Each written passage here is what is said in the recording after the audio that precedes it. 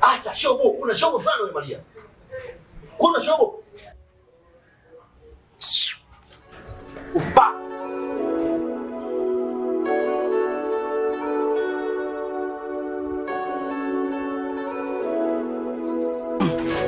Unajua unapopiga hizi kazi zina uprofessional. So unakuja tu unafika tu unakamata gula mtoto wa watu maskini ya Mungu ameumbika huko, unaanza kukata makucha unaondoka na nyama. Alafu siku hizi wanasema hamna nyama kwa nyama, siku hizi kuna nyama kwa chuma. Umeona? Ehe. Uliagiza na mandazi? Hapana. Hujaagiza? Atakuwa anaingia nyumbani. Wewe tulia wewe. Tulia taratibu basi. Wewe taratibu unajua wewe mbona sehemu zingine utakagi taratibu unaenda speed wewe. Asante kama ndio. Basi naomba nikoshe na miguu. Hiyo nimejitolea hofu. Sawa. Nakosha miguu na kusugua. Ile zo shusha mguu. Shusha bwana.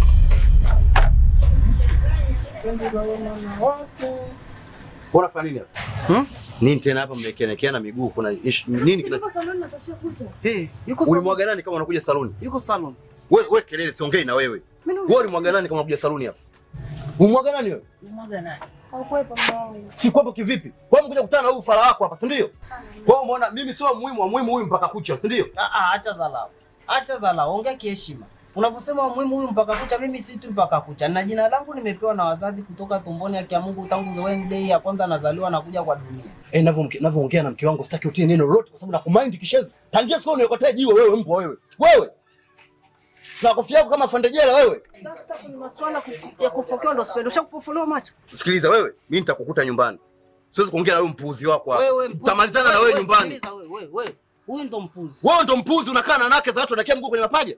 Alafu unajua siku zote wewe kinachokushindaga unaongea sana. Niguse.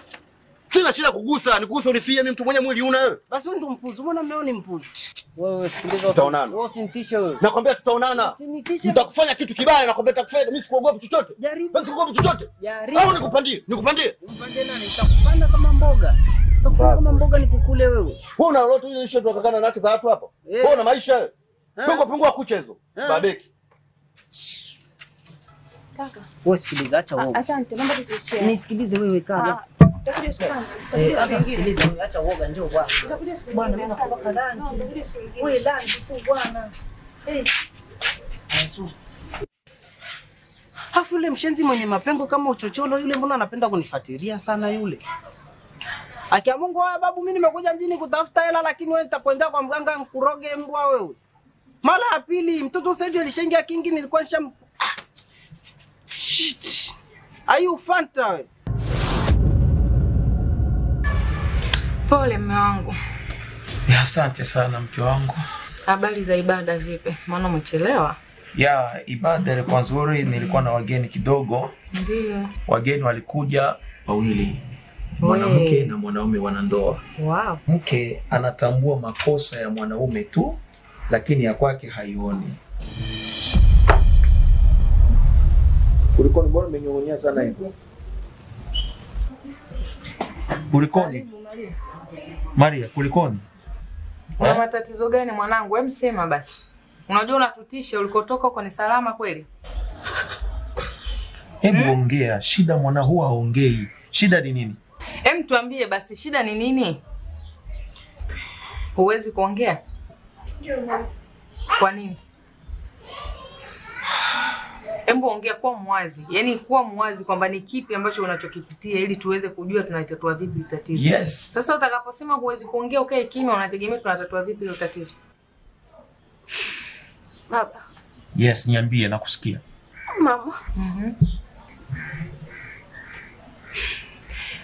Mimi ndio ishanishinda. Mimi nimechoka. Umechoka na nini? Mama, kuna vitu vinatokea ndani ya ndoa yangu. Ni vitu gani? Yaani mama, sijui hata naanzaje kuvisema. Sijui navyoongea kwa namna gani ili mnielewe. Sasa ukisema hujui na huwezi kuviongea, unahisi tutatatua tatizo kwa jizanio? Sio kila kitu nitaongea na baba. Kuna vingine natakiwa kuongea na wewe mama wangu. Okay. Sawa. Mume wangu. Samahani. Naomba niongee naye. Sawa mke wangu, mimi nimeelewa. Kwa hiyo nimeacha mpate kuongea, uwe na amani mwanangu. Sawa. Mami niko ndani. Sawa mama. Nimechoka kwa sasa. Pole.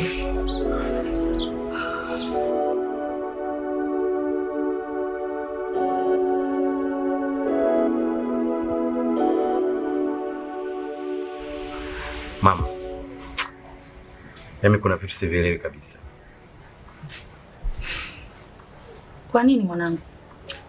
Mama, mambo yangu yamekuwa magumu mno. Yaani mpaka nashindwa nifanye nini. Mwanangu na wewe, yaani kuto kulalamika, au ndo unadeka mwanangu?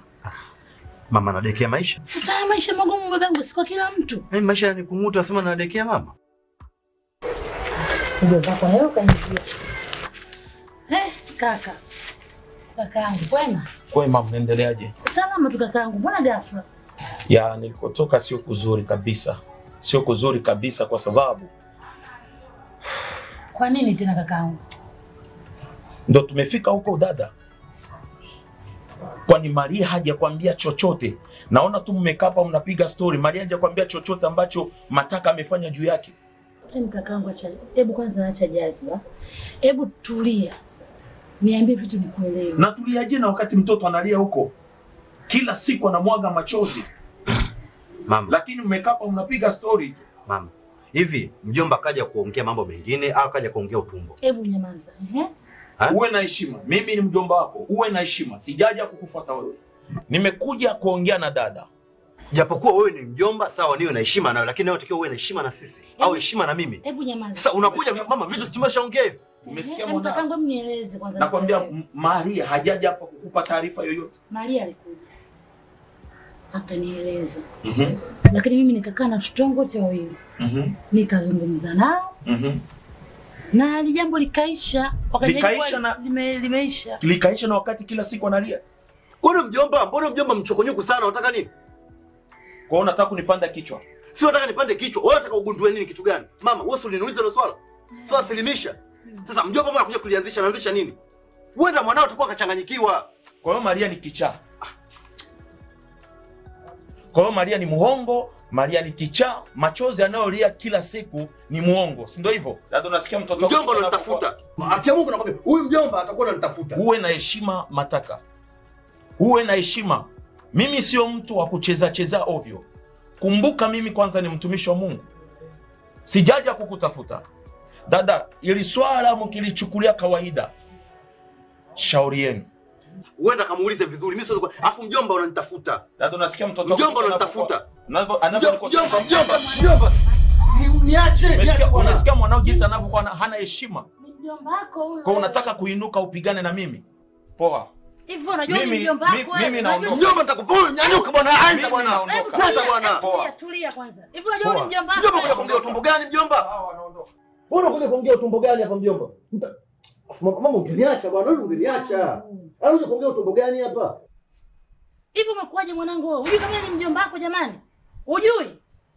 Bado unaendeleza tabia zako, si ndio? Anaongea kitu gani sasa hapa mjomba? Wewe unamsikiza na unamsupport kitu gani? Sasa ulipaswa umsikilize. Nimsikize kitu gani mama wewe? Sana wewe bwana. Kona unaondoka. Nenda bwana, ninaondoka zangu. Yaani mimi nakuja kwa mambo mengine kumbe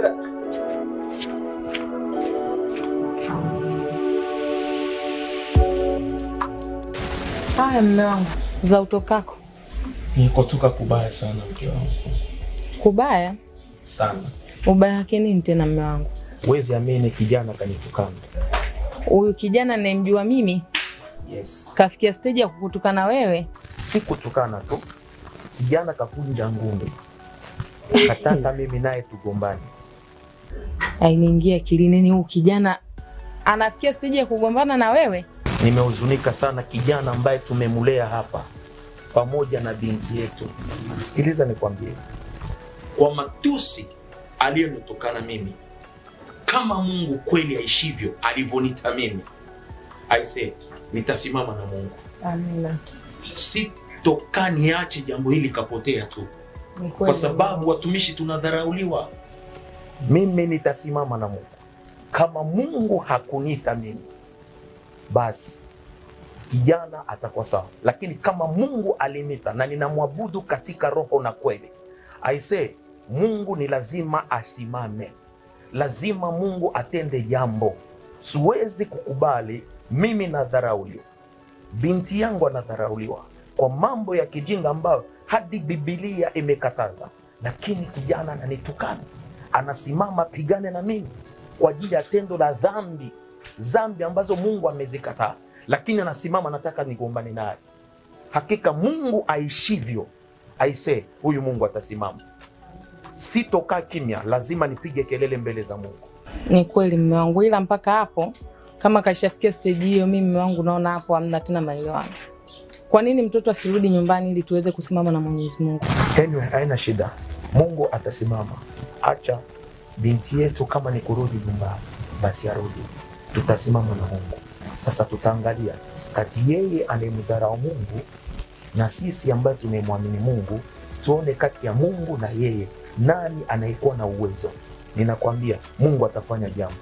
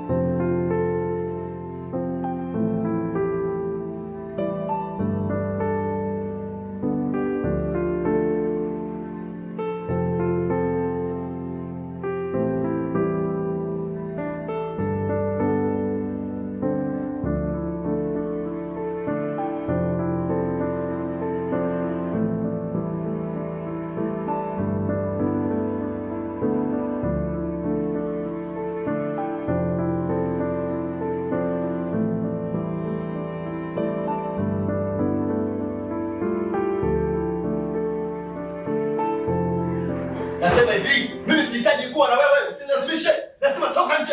Mungu nisamehe. Toka nje. Toka nje. Mimi siwezi kuwa na wewe. Wewe unakuja. Toka. Shika. Toka mbele yako. Usiwaje? Mungu nenda wapi? Wewe si unaendelea kubaki kwenye msimamo wako? Wewe si una msimamo wako? Endeleza na wewe msimamo wako. Kwani mbishi? Kwa nini unashindwa kunielewa Maria? Toka nje. Shika. Shika mbele yako. Toka. Toka nenda nje.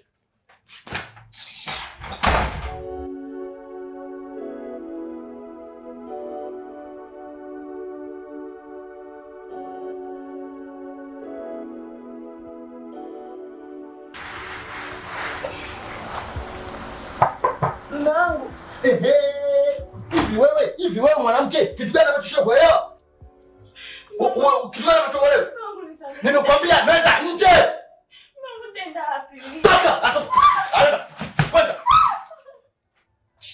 Nikusikia tena ugonge mlango. Nitakutuma macho yako hiyo.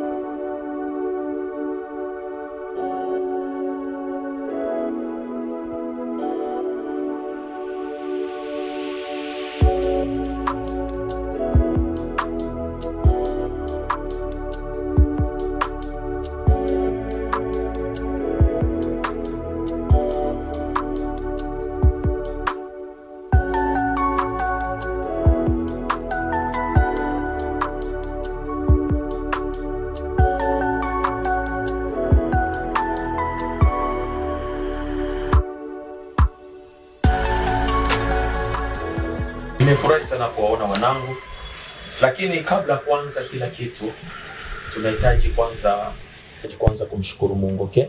Basi tuombe. Okay.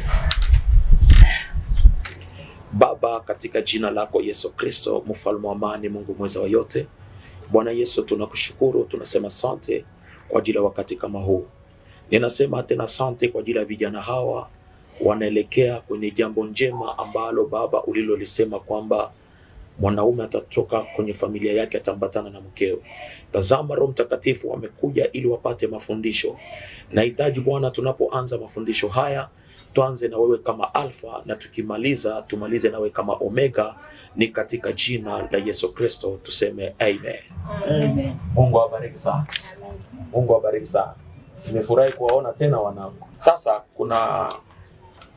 tunahitaji kujifunza, kwa sababu jambo ambalo mnaenda kulifanya sio jambo ndogo, jambo kubwa, alafu ni jambo la baraka sana.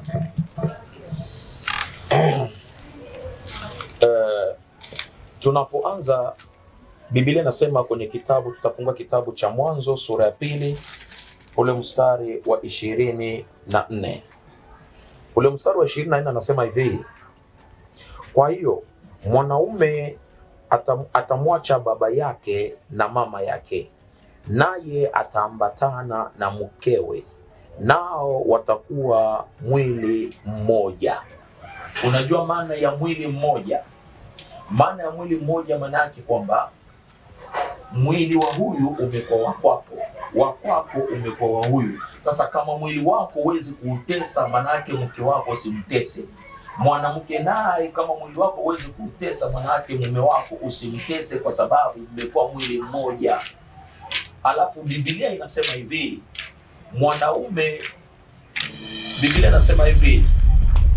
inasema hivi, mwanaume umpende sana mkeo, lakini uishi naye kwa akili. Mwanamke, Biblia inasema hivi, umheshimu sana mumeo na kumtii ili mupate kwenda sawa. Sasa kama hakuna heshima, hakuna utiifu na upendo utakuwa hamna.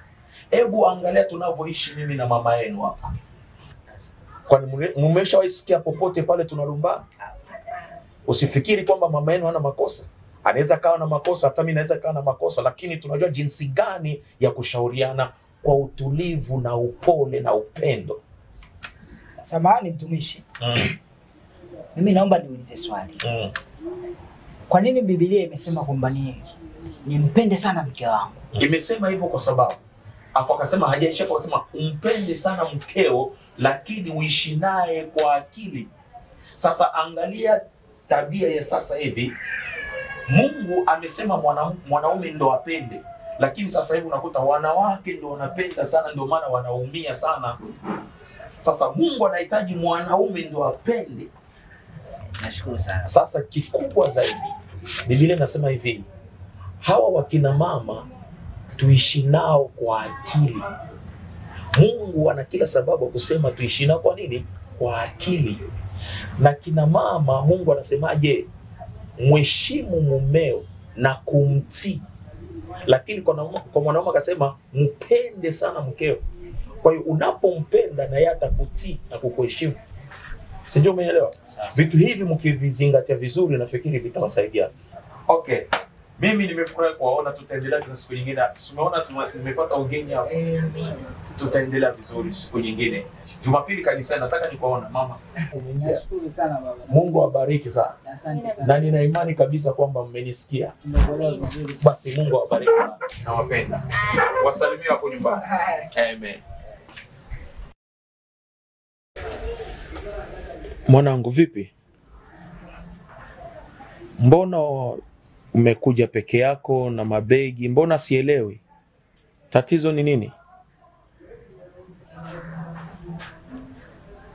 Baba,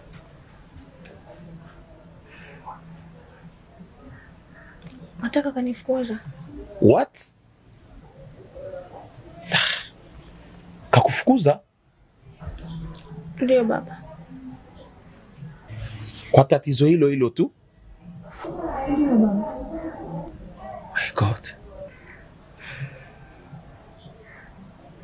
Na ameniambia hataki tena kuniona pale nyumbani kwake. Anavyodai yeye, kosa kubwa alilofanya ni kwenda kumwambia mama yake. Kwamba ulivyoenda kumwambia mama yake maana yake una makosa, si ndio hivyo? Kijana isee. Kijana huyu. Isee. Kwa hiyo akainuka asubuhi na kwanza kukufukuza.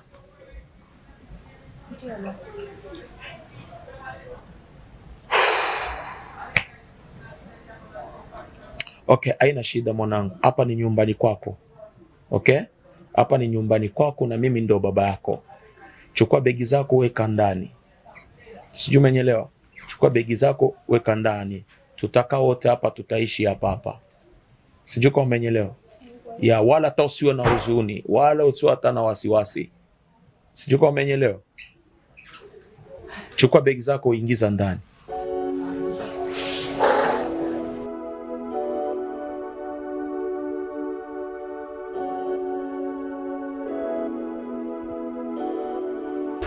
Mke wangu. Ndio. Jambo hili naona tuliweke kwenye maombi. Kabisa. Kwa sababu mtu anang'ang'ania dhambi. Hapana. Tusikae kimya.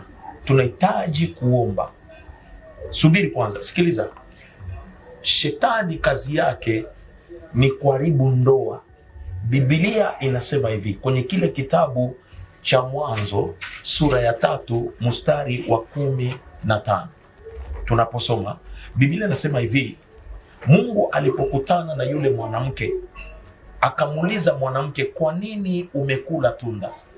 Mwanamke akasema kwamba nyoka amenidanganya. Mungu akamwambia nyoka, kwa kuwa umetenda jambo hili, tazama ninaweka uadui kati yako na huyu mwanamke, na uzao wa mwanamke utakuponda kichwa na uzao wako utaponda kisigino.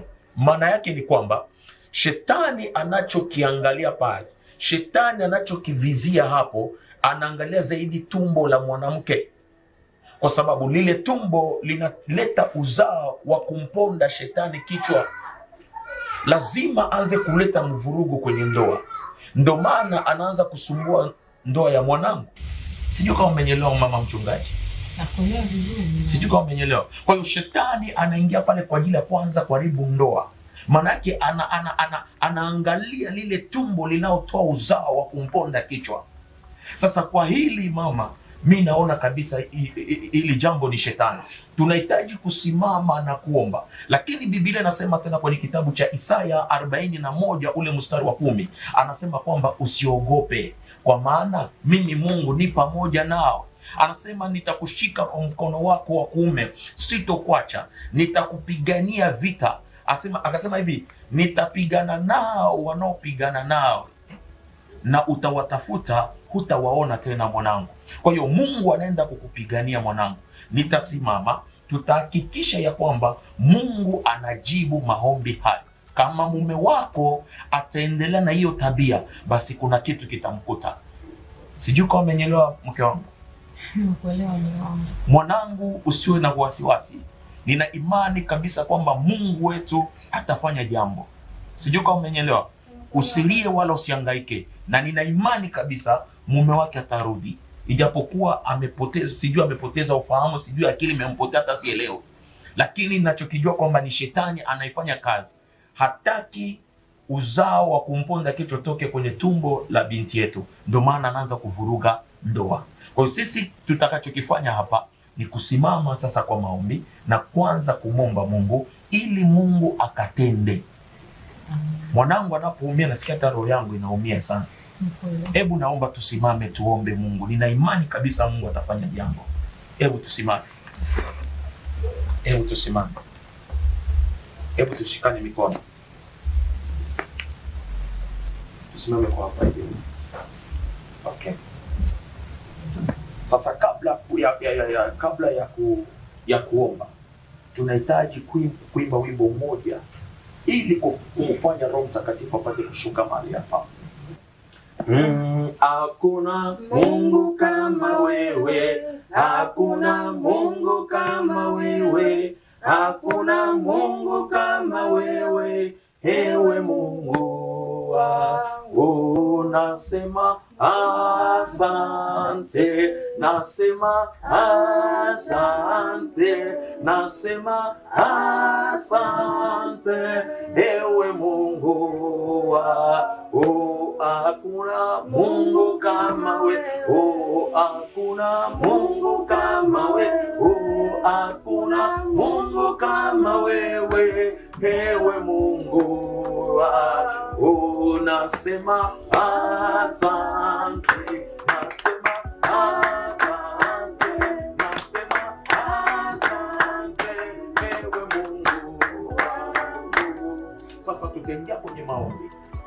Baba, katika jina lako Yesu Kristo, mfalme wa amani, Mungu mweza wa yote, Roho Mtakatifu na Mungu wetu, tazama Bwana, tukiwa tena mbele zako Baba, wewe uliyesema ya kwamba mahali popote mtakapokuwa niteni nami nitawaitikia. Ndio maana Roho Mtakatifu tunakuja tena mbele zako kama ilivyoandikwa kwenye Biblia, kile kitabu cha Mwanzo sura 3 mstari wa 15. Baba, ulipomuuliza mwanamke Hawa, ukamuuliza ya kwamba kwa nini umekula tunda, akasema ya kwamba nyoka amenidanganya. Roho Mtakatifu ulipoongea na nyoka ukamwambia kwamba tazama kwa kitendo ulichokifanya, tazama ninaweka uadui kati yako wewe nyoka na huyu mwanamke. Uzao wa mwanamke utakuponda kichwa na uzao wako utamponda kisigino. Roho Mtakatifu na Mungu wetu, ninaomba kwa mamlaka jina la Yesu Kristo, ninaenda kinyume na roho zote za wachawi, waganga, mapepo, kila nguvu zote za giza zilizosimama kwa ajili ya kutaka kuharibu ndoa ya mwanangu. From today I declare in the name of Jesus,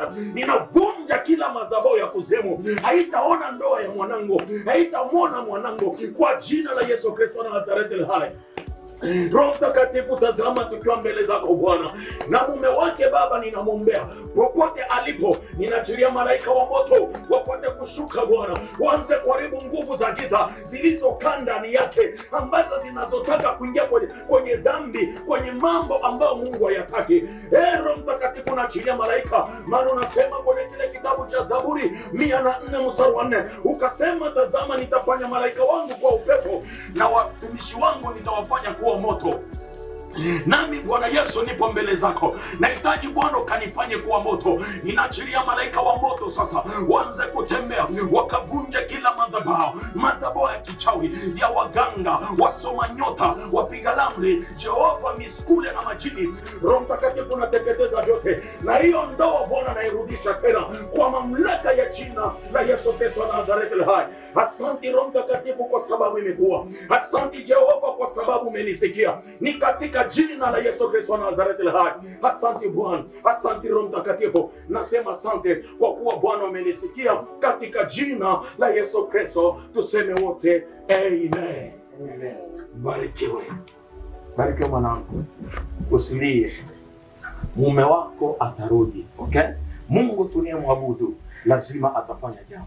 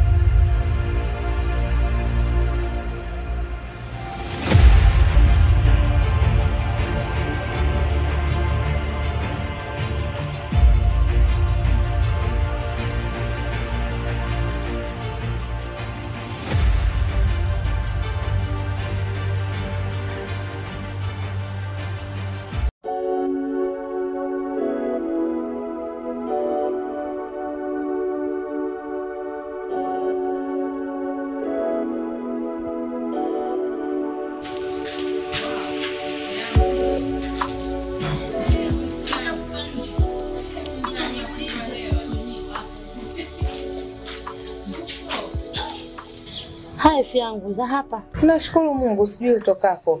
Salama tu kipenzi changu. Vipi wanangu wanaendeleaje? Wapo, wametulia huko ndani. Ni wazima wa afya. Sijui ulikotoka uko kwema, lakini Mguu huu unaona nimekuja kwako ifi yangu. Mimi wewe karibu ndugu yangu. Wewe ndio ifi yangu. Wewe ndio mke wa kakaangu halali. Na mimi nimekuja hapa nina shida zangu. Shida zangu nataka uniombe msamaha kwa kakaangu.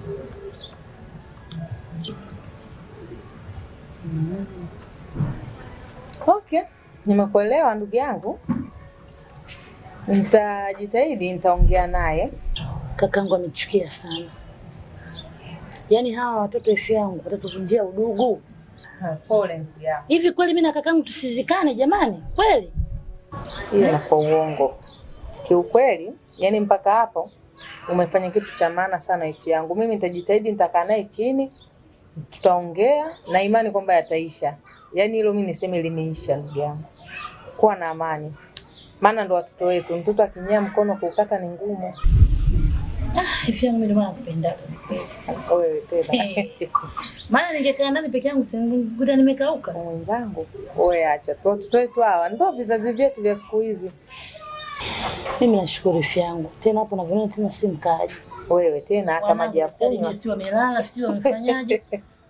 Hao wamejilaza, msinajua tena hao nao hawachelewaji. Sio mkaaji ifi yangu. Sawa ndugu yangu. Salamu zangu naomba unifikishie. Zimefika usijali. Yaani ndugu yangu mimi nikicheka naye kama zamani vile. Tunaenda wote mara huku, tunakutana kanisani, tunakutana kwenye maombi, tunakutana wapi na shangwe zote. Nitamshukuru Mungu mimi. Yaani maana sina amani. Limeisha. Yaani wewe pigia mstari limeisha. Nashukuru Mungu kama ndio itakuwa hivyo. Naenda msalimia kakaangu, ndugu yangu nifikishie. Ndugu yangu karibu tena. Haya, ndugu yangu karibu kipenzi changu.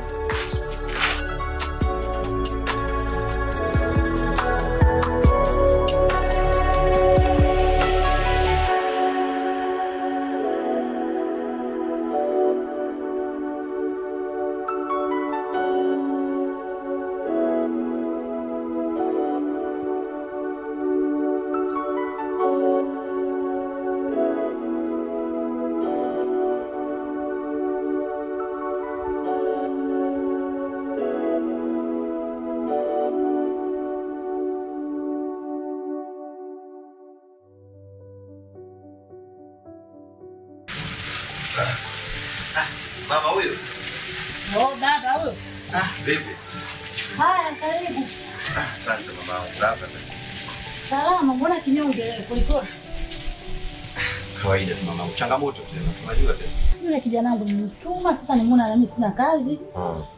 Ndio nikaona bora nipite kwenye maua. Sawa sawa. Na nyauka na maua sijui kwa nini. Hata mimi naona hata nyumba pia nayo imebadilika. Inapendeza na shine. Hata mwanangu. Sio hivyo. Sasa mama, mimi kuna vitu vinanitatiza kiukweli. Tena vinaniumiza akili sana. Kwa nini mwanangu? Mama, maisha yangu sasa imekuwa ni magumu mno. Nashindwa hata kujua kufikiria nifanyeje. Baba, kila siku mwanangu nakuhusia kwamba maisha wote ndio hivyo hivyo. Sio wewe tu peke yako. Hivi unasahau mwanangu kama maisha kuna kupanda na kushuka? Mimi wakota usiku na buruzwa usiku kweli? Mimi na buruzwa usiku kweli mama? Buruzwa? Na buruzwa usiku mama kweli kabisa. Mpaka naamka nakaa kitandani nafikiria hizi ndoto kwa nini zinanijia mimi? Maisha yenyewe ni magumu. Bado tena naota ndoto ya ajabu. Nafanyaje mamangu? Mwanangu, hakuna siku umekuja hapa wewe ukaja na furaha. Kila unapokuja hapa mimi nikuntia jakala roho tu. Kuota ndoto mwanadamu ni kawaida mwanangu. Ndoto zipi ambazo wewe labda zinakushtua mpaka umeona leo bora niende kwa mamangu? Niambie, ndoto zipi hizo? Mama, ina maana hujaelewa maana yake hapa? Kuburuza usiku ni haki. Mimi naburuza usiku wa manane naburuzwa. Hapo sasa naona kama kitu kinaenda kupata moto. Unaburuza mwanangu? Mama, mimi nafikiria mpaka nashindwa niamue lipi. Ndio maana nikasema ngoja niende kwa mama. Huenda ana chochote au ana mawazo anaweza kanishauri. Sasa hebu nisikilize kitu kwambie. Hebu mrudie Mungu. Umejisahau sana mwanangu. Maisha yaendi hivyo. Maisha bila imani, maisha bila dini, bila kumsujudia Mwenyezi Mungu na kumkumbuka hayaendi mwanangu. Umejisahau sana babangu. Dunia imekubeba. Hivi unanielewa nachoongea? Mama, itabidi tu nifanye hivyo. Maana sina jinsi tena. Sababu yani nimekuwa sina amani. Yaani muda wote ni kerokero tu, sina raha hata kwenye utafutaji wangu muda mwingine. Mama, mimi nakwenda kwenye utafutaji huko muda mwingine narudi sina kitu. Yaani naenda kwenye kutafuta lakini narudi nyumbani hela sina. Sasa najiuliza mbona mwanzo mambo yalikuwa yanaenda tu vizuri mamangu? Yaani kinachonishangaza zaidi wakuburuza usiku wa manane. Mimi mataka mimi naburuza usiku. Sasa kaa uliweke kichwani hilo. Mimi utakuja kuniambia mama na hiki, mama na kile, utaniua na pressure mwanangu. Mimi nilishakulea, ulishakuwa, nilikupa malezi yote, nimemaliza. Kwa hiyo tambua kwamba unatakiwa kurudi kwa muumba wako. Mimi naona hilo swala litakusaidia mwanangu. Mimi nakuelewa. Hata unajua kila siku unaniambia mwanangu mimi ndio tu kuniumiza, nitakuwa tu naumia. Kila unapoona mwanangu anakuja kwa furaha, mimi mzazi. Utumbo unajikunja baba, naumia mwanangu. Sawa, mimi nimeshakuelewa basi. Acha, maana kuna sema nilikuwa naenda sana kusema ngoja nifikie kwa mama naye. Ili mambo mengine nijue nifanyaje. Nafikiri nimeelewa. Ndio vinanichanganya mama. Yaani vinaniumiza, vinanikosesha amani kwa hiyo. Yaani nakosa amani. Ni sawa mimi mama yako. Kuniambia ni wajibu wako. Sawa basi tutawasiliana. Sasa lazima ukai tena. Mimi acha niwahi mamangu, acha niwahi tu. Wewe kila ukija hapo una haraka zako. Jamani. Sameane tu. Haya. Usilie.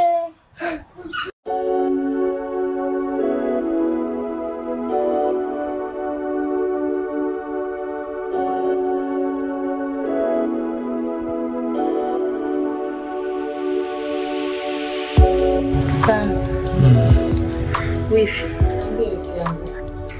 Leo nimekuja kutoa shukrani. Yaani kwa kweli leo nimefurahi sana wifi yangu. Yaani ama hakika kazi umeifanya kubwa. Ni jambo la heri, Mwenyezi Mungu hatimaye itajibu. Ni kweli. Mimi nilikuwa najua kabisa ili jambo litafika. Wakati huu ni lazima ufike, nilikuwa natambua hilo. Kwa sababu unajua katika maisha kila mtu ana makosa. Alafu pia kiujumla moyo wangu uko wazi kwa kupokea msamaha. Na tulivyohojiana kama ndugu. Unajua mimi ni mtumishi. Sasa nisipokuwa na roho ya msamaha nitakuwa ni mtumishi gani? Mimi na mke wangu ni wazazi wa watoto wengi. Lazima niwe na moyo mkubwa wa kusamea. Najua mataka ni mtoto tu na nilijua wakati huu utafika tu. Yaani nilikuwa naumia sana. Ndio maana nikaja kwa wifi yangu. Karibu. Mama, wewe Fadhili amekuja tena hapa? Maybe. Hebu tulia. Tulia basi. Mama sio tulie. Mama, usimfukuza kwa kiu lakini. Hebu tulia. Mtu sikaje mumeona nyumbani. Kwa nini unapanikia? Mpunguza pressure kwanza. Sawa kulikotoka. Karibu mwanangu. Salama ndio. Hapa tena. Sisi wazima za kwako. Salama. Kwani ndio niko huko mwanangu? Hamna mama, nimenusa tu.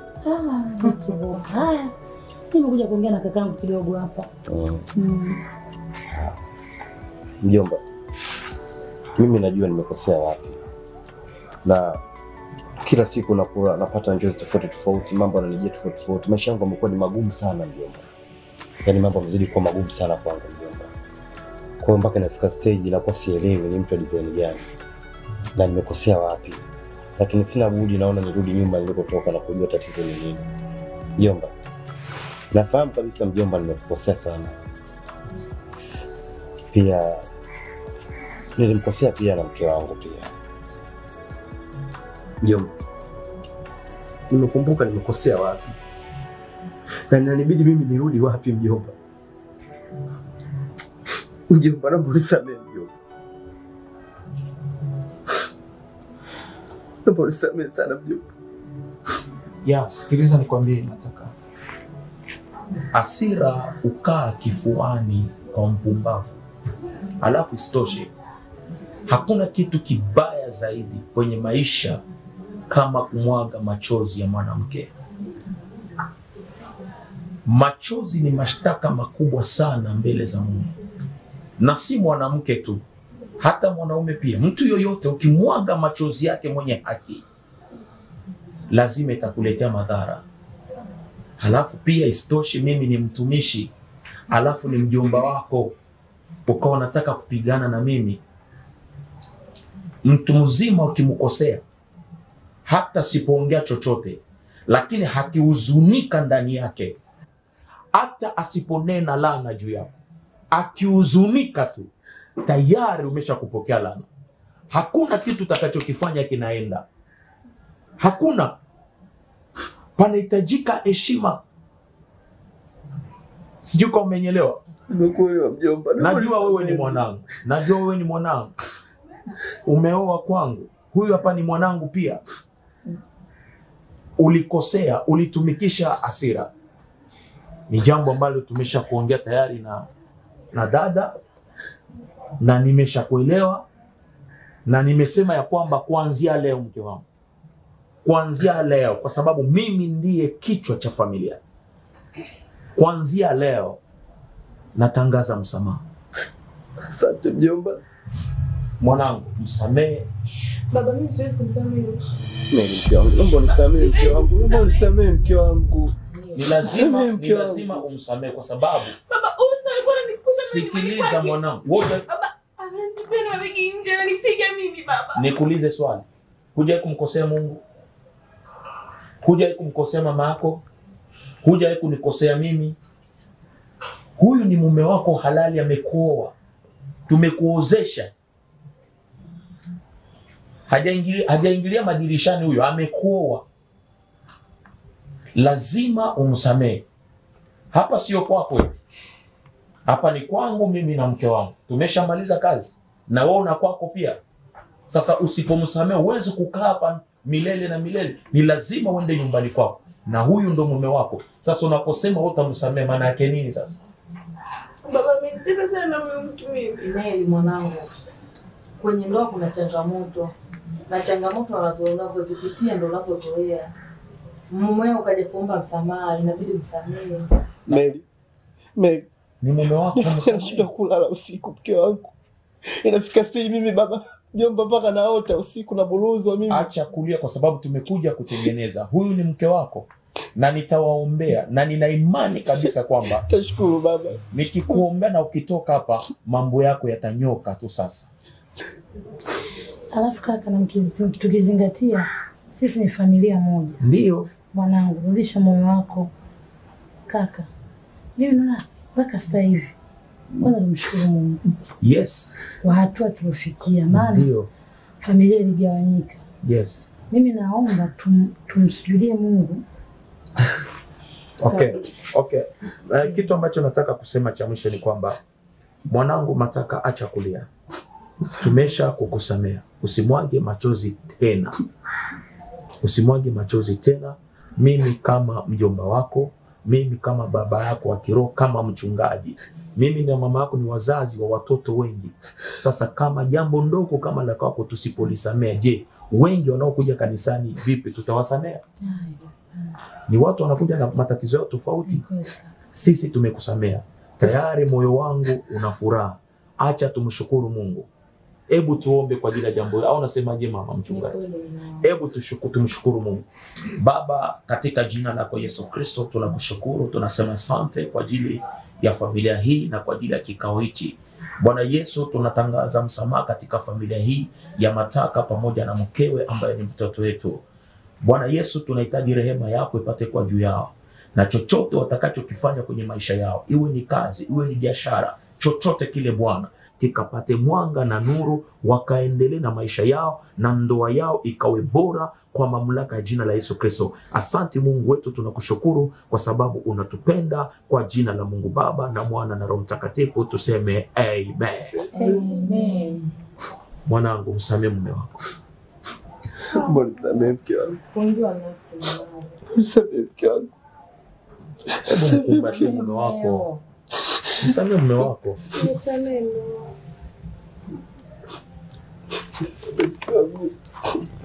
Msamehe.